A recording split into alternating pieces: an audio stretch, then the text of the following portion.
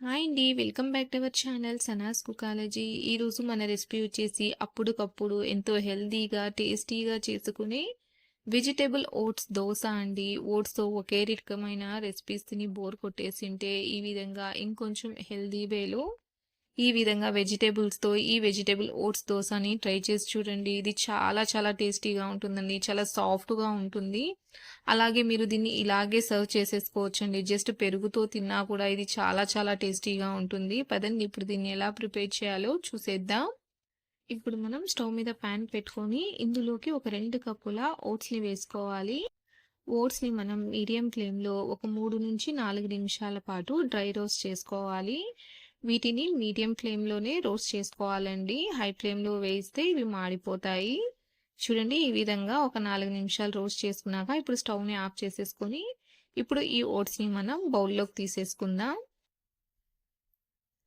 ఈ విధంగా ఓట్స్ అన్ని బౌల్లోకి వేసేసుకున్నాక ఇప్పుడు ఇందులోకి 1/3 కప్పు బొంబాయి రవ్వ, సన్న రవ్వ, సోజీ అంటారు కదా, దాన్ని వేసుకోవాలి. 1/3 కప్ శనగపిండిని కూడా వేసుకోవాలి.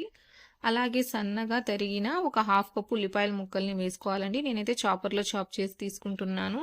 అదేవిధంగా ఒక 1/2 కప్పు చాప్ చేసుకున్న క్యాప్సికమ్, అలాగే ఒక 1/2 కప్పు టమోటాలని కూడా వేసుకోవాలి చాప్ చేసుకొని. ఇప్పుడు ఇందులోకి సన్నగా తరిగిన 2 పచ్చిమిర్చిని, అలాగే ఒక ఇంచ్ అల్లం తీసుకొని ఈ విధంగా చిన్న ముక్కల్లాగా కట్ చేసుకొని వేసుకోవాలి. అలాగే ఇందులోకి ఒక 1/2 టేబుల్ స్పూన్ పసుపు, అలాగే ఒక టేబుల్ స్పూన్ కారపొడిని వేసుకోవాలి. అలాగే వేయించిన జీలకర్ర పొడిని కూడా 1/2 టేబుల్ స్పూన్ వేసుకొని ఇప్పుడు ఇందులోకి 3 కప్పుల నీళ్ళని అయితే వేసుకోవాలండి. కొద్ది కొద్దిగా వేసుకుంటూ దీన్ని బాగా మిక్స్ చేసుకుందాం. 3 కప్పుల వాటర్ అయితే సరిపోతాయండి.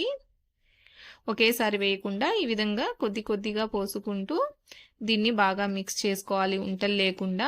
చూడండి ఈ విధంగా బాగా మిక్స్ చేసుకున్నాక ఇప్పుడు మూత పెట్టేసి మనం ఒక 10 నిమిషాలు లేదా టైం ఉంటే ఒక 15 నిమిషాల వరకు దీన్ని నానబెట్టుకుందాం. 15 నిమిషాల తర్వాత ఇప్పుడు ఇందులోకి రుచికి సరిపడా ఉప్పుని వేసుకొని సన్నగా తరిగిన కొంచెం కొత్తిమీరను కూడా వేసుకొని కలుపుకుందాం. మనం దీంట్లో రవ్వ, శనగపిండి వేసాం కదండి. రవ్వ కూడా వాటర్ని అబ్జర్వ్ చేసుకుంటుంది. అలాగే ఓట్స్ కూడా వాటర్ అనేది ఎక్కువగా అబ్జర్వ్ చేసేసుకుంటాయి.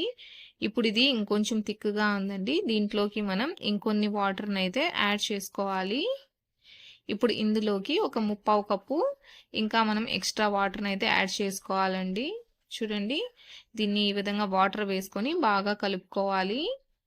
బ్యాటర్ అనేది వీడియోలో చూపిస్తున్న కన్సిస్టెన్సీలో ఉండాలండి. ఈ విధంగా కొంచెం పల్చగానే ఉండాలి బ్యాటర్ అనేది. ఈ విధంగా కలిపేసి ఇప్పుడు దీన్ని పక్కన పెట్టేసుకుందాం. స్టవ్ మీద వేరొక ప్యాన్ పెట్టుకొని ఇప్పుడు ఇందులోకి ఒక టేబుల్ స్పూన్ ఆయిల్ వేసుకోవాలి. ఇప్పుడు ఆయిల్ని కొంచెం ఈ విధంగా గ్రీస్ చేసేసుకుందాం. గ్రీస్ చేసుకున్నాక ఇప్పుడు పిండిని వేసుకోవాలి. పిండిని వేసుకొని దీన్ని ఈ విధంగా దోశలాగా స్ప్రెడ్ చేసుకోవాలి. మరీ అంత పలుచగా కాదు, అలానే మరీ తిక్కుగా కాకుండా ఈ విధంగా దోశలాగా వేసుకోండి. ఇప్పుడు దీని మీద మూత పెట్టేసి మనం మీడియం ఫ్లేమ్లో ఒక 3 నిమిషాల పాటు కుక్ చేసుకోవాలి. 3 నిమిషాల తర్వాత చూడండి ఇది ఒక సైడ్ నుంచి చక్కగా కాలిందండి. ఇప్పుడు దీన్ని ఇంకొక వైపుకి టర్న్ చేసుకుందాం.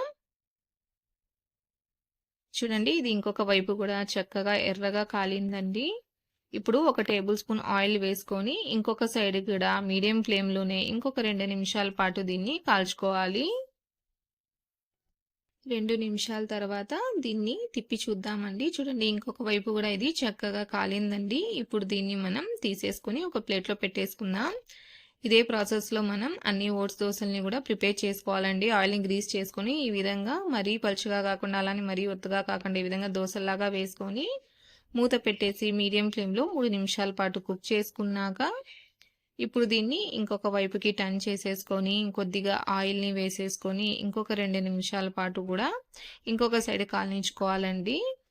ఇది కూడా చూడండి రెండు వైపులా చక్కగా కాలింది. ఇదే ప్రాసెస్లో మనం అన్ని ఓట్స్ దోశల్ని వేసుకొని తీసేసుకోవాలండి. అంతేనండి, ఎంతో సాఫ్ట్గా టేస్టీగా ఉండే మన వెజిటేబుల్ ఓట్స్ దోశ అనేది రెడీ అయిపోయింది. చూడండి ఎంత కలర్ఫుల్గా ఉందో, అలాగే చూడండి ఎంత సాఫ్ట్గా వచ్చిందో చూడండి. చూస్తుంటేనే మీకు అర్థం అవుతుంది కదండి ఎంత సాఫ్ట్గా ఉందో చూడండి.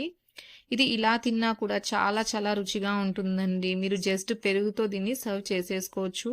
ఇలా తిన్నా కూడా ఇది చాలా చాలా బావుంటుందండి. మీరు టమోటా కెచప్‌తో అయినైనా, గ్రీన్ చట్నీతోనైనా దీన్ని సర్వ్ చేసుకోవచ్చు. మీరు కూడా ఓట్స్‌తో ఈ విధంగా ఎంతో హెల్తీగా, టేస్టీగా, రుచిగా ఉండే ఈ వెజిటబుల్ ఓట్స్ దోసని ఒకసారి ట్రై చేసి చూడండి. మీకు ఈ రెసిపీ ఎలా అనిపించిందో నాకు తప్పకుండా కామెంట్‌లో తెలియచేయండి. అలాగే వీడియో నచ్చినట్లయితే లైక్ చేయండి, షేర్ చేయండి. అలాగే నా ఛానల్‌ని సబ్స్క్రైబ్ చేసుకోండి. Thanks for watching.